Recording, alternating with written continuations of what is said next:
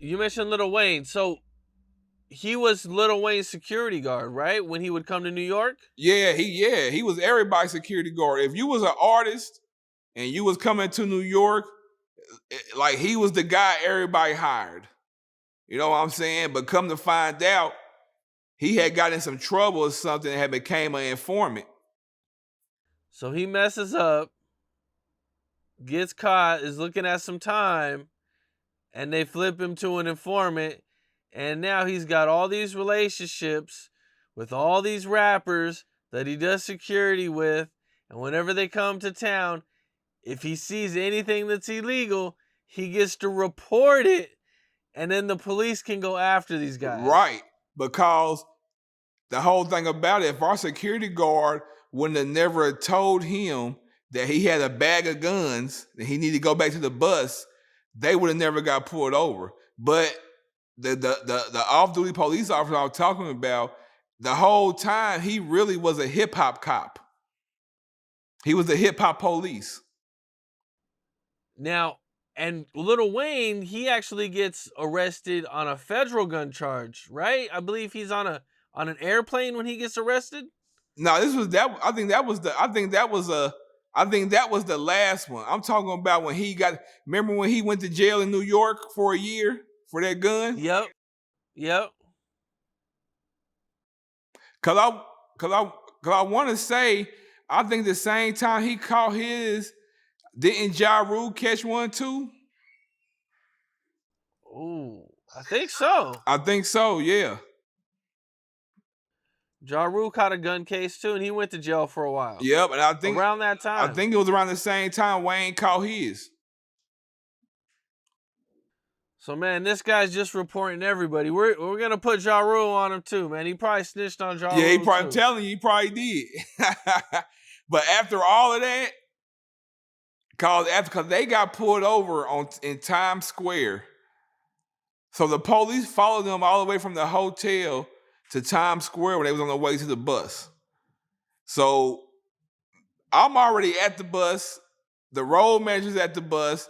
Jeezy's on his way to the bus because he went out to party with Jay-Z. And I think the next show wasn't nothing but I think DC or Baltimore or something. But so we're on the bus just waiting. Jeezy gets there to the bus and he's like, where are the rest of the guys at? I'm like, shit, I don't know. I thought they was coming with you. Hell no. So we started calling. Wasn't nobody answering. We sat there for like 30 minutes and Jeezy got up and said, let's go, man. They got their ass. And I was like, damn, up.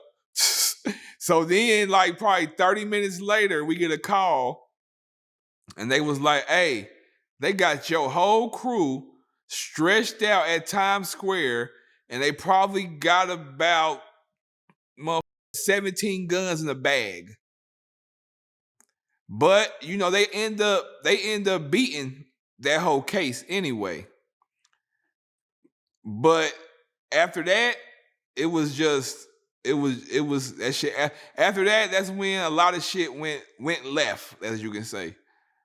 Now, how'd you guys end up beating the case? I think it was a lot of mishandling of evidence, and the case was like some shit what they call illegal search and seizure. Like everything they did was illegal, even having an informant that we paid to come protect us. So a lot of shit, you know, to me, I think it got dropped because at the time we was good friends with Jay-Z, man. You know what I'm saying? He's the fucking president of New York. Let's just keep it real. And I think the relationships and us being with him at the time really helped a lot. That's how I look at it. Damn. Okay. So what all happened on this tour? You know what I'm saying? I think you mentioned before that, you know, Jay-Z he loaned you guys his stage and we kind of really like the shit that Jay-Z was doing for us was never heard of. You know, he had $1 million stage set up, band, lights, explosions, big ass screens. And you know, usually when you have an opening act for your show, they really don't get the whole stage. But at the same time, we came in on the middle of Jay-Z's show. Like Jay-Z would do 4, 5, 6 songs, and then he would go into the song with him and Jeezy, and Jeezy would come up from the middle of the floor of the arena, right? And that was every night, because that's how Jay-Z set it up for us every night. He set it up like that. He was like, hey, Jeezy, he damn near made Jeezy the headliner with him, if you think about it. Because we had opening acts.